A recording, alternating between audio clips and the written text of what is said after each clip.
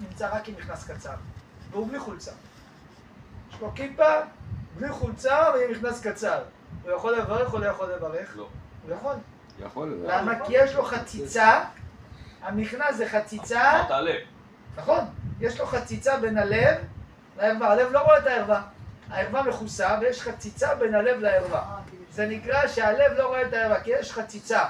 אבל אם אדם נמצא עם חלוק מגבת, אין משהו מתוח עליו, הוא נמצא עם חלוק עליו, אין משהו שסגור לו על הגוף.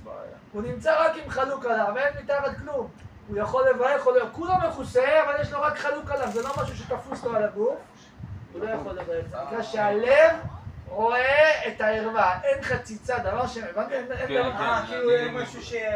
אני, זאת אומרת, גם אם אני עטוף, כמו שאתה אומר עם הזה, הייתי מברך, כי אני אומר, אוקיי, אתה עטוף.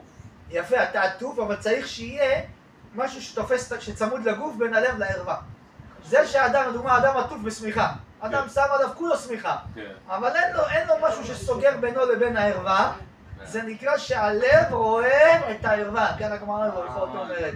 אם הלב רואה את הערווה, הוא לא יכול לברך, הוא לא יכול לברך. למרות שהוא אם הוא קושר חוט.